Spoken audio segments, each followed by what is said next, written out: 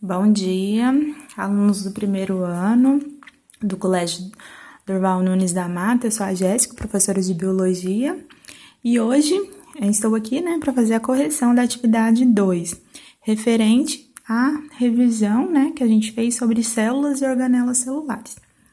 A primeira questão que eu pedi foi para vocês responderem a seguinte questão. Nem sempre é fácil caracterizar e identificar um ser vivo. Quais são as características que um organismo deve ter para ser considerado vivo? Enfim, um ser vivo ele tem várias características, a gente pode enumerar várias. Então, vamos lá para a primeira. A primeira é apresentar elementos químicos. Todos os seres vivos têm elementos químicos na sua composição. O exemplo pode ser carbono, hidrogênio, oxigênio, enfim, vários tipos de elementos, tá? A segunda característica, é ser constituído por células. Células são o quê? Unidades funcionais e estruturais de seres vivos. Todos os seres vivos possuem células. Tanto os organismos unicelulares, que possuem apenas uma célula, quanto, por exemplo, os animais. Os animais possuem várias células, são multicelulares ou pluricelulares.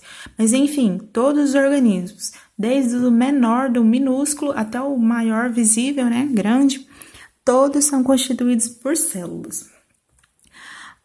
A terceira característica é apresentar material genético.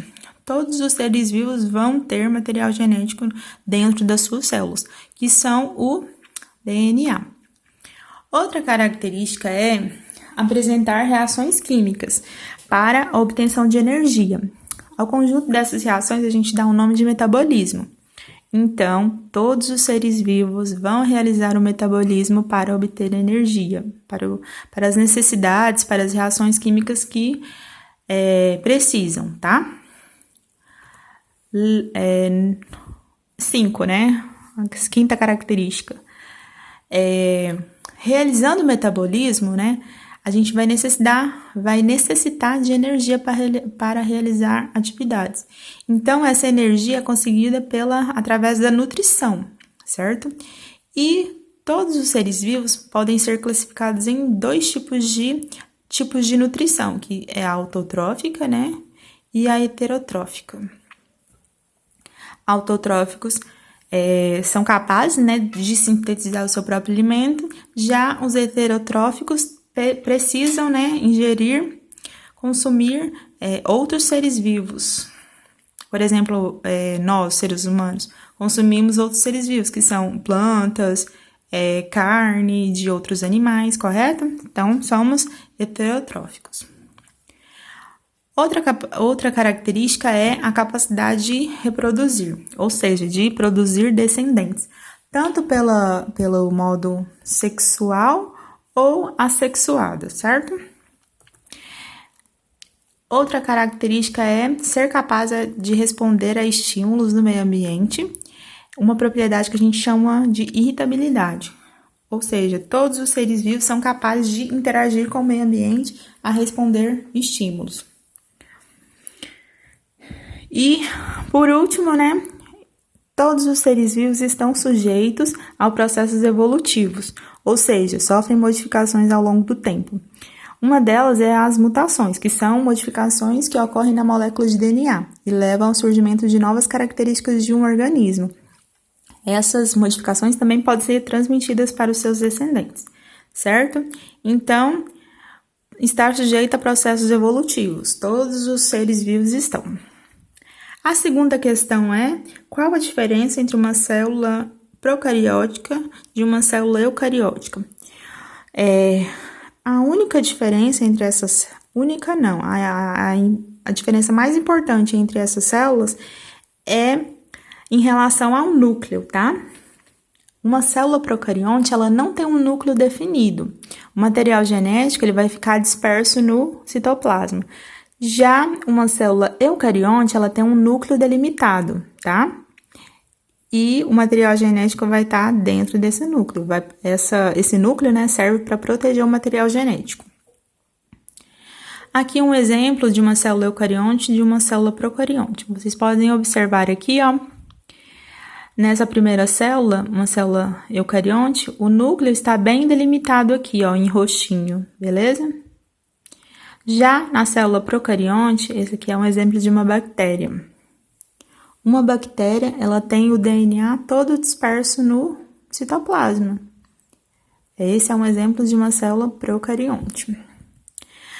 Número 3 era decifrar esse diagrama aí, ó. Qual é a estrutura que é responsável pela respiração celular? Eu coloquei até esse desenho aqui, ó, que é bem sugestivo, já dá a resposta, tá? Mas quem pesquisou encontrou que é a mitocôndria. A mitocôndria é uma organela importantíssima, né, para a respiração celular. Número 4, relacionar as duas colunas, né? Cada organela e sua respectiva função. Vamos lá para a primeira. A letra A, retículo endoplasmático. Qual a função dele, né? É produzir e transportar e armazenar substância dentro da célula. Essa é a função. Letra B, lisossomo. Qual que é a função? Realizar a digestão dentro da célula. Letra C, mitocôndria. Falamos anteriormente, né? Responsável pela respiração celular. Letra D, complexo de Golgi, é responsável por armazenar proteínas e outras substâncias. Letra E, ribossomo, fabrica as proteínas na célula. E por último, cloroplasto, é uma organela presente só nas células vegetais, tá? A capacidade dele é de realizar fotossíntese, beleza? Número 5, temos esses dois desenhos aí, né, que são células. Podemos notar que elas são diferentes, né? Aqui nós podemos visualizar a membrana, as organelas dispersas no citoplasma, núcleo, mitocôndria, correto? Aqui nessa segunda célula a gente tem o núcleo, tem a parede celular, tem esse grandão aqui que é o vacúolo e temos a mitocôndria. Mitocôndria não, desculpa, gente. Cloroplastos, esse verdinho aqui, ó, certo? Aí as perguntas são: qual dessas células representa a célula de um animal? E qual o modo de obtenção de energia desse tipo de célula? Qual é a célula animal aqui, gente? É a número 1. E a nutrição é heterotrófica. E qual dessas células representa a célula de um vegetal? É a segunda, né? E qual o modo de obtenção? Autotrófico. E como que a gente como que as estruturas dessa célula ajudam a gente a identificar se é uma célula vegetal? Observando isso aqui, ó, toda célula vegetal possui a parede celular, vai possuir o cloroplasto e também vai possuir essa estrutura aqui, ó, que é o vacúolo, beleza? Só lembrando que autotróficos são organismos capazes de produzir seu próprio alimento por meio da fotossíntese ou quimiossíntese, exemplo as plantas. E heterotróficos são organismos que se alimentam de outros seres vivos, exemplo, os animais. Número 6. Várias substâncias, moléculas e estruturas estão presentes nos seres vivos. Ao se analisar esses seres vivos, pode-se encontrar algumas estruturas comuns às bactérias, às células vegetais e aos animais. Assinale a alternativa correta em relação à informação. Então, as estruturas, né? Todas essas estruturas aqui têm que estar presentes em todos esses organismos, bactérias, células vegetais e animais. Letra A, mitocôndrias, retículo endoplasmático, parede celular, ribossomos. Letra B, DNA, RNA, membrana citoplasmática e ribossomos. Letra C, retículo endoplasmático, complexo de Golgi, lisossomos, peroxissomos.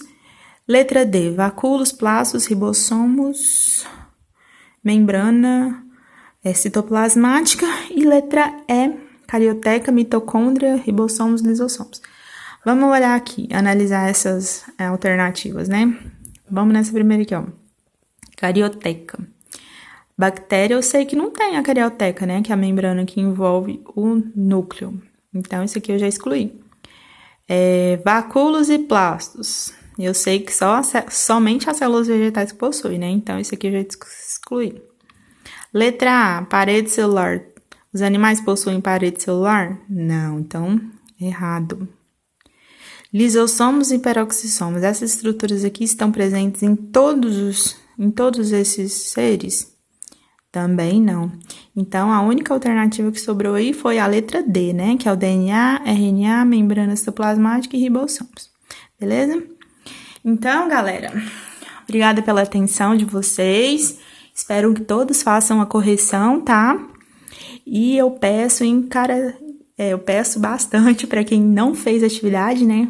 Eu vou dar essa chance ainda de fazer e já de fazer a correção também, tá? E me enviar.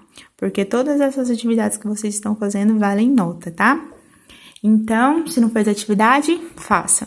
Boa semana para vocês. Tchau, tchau.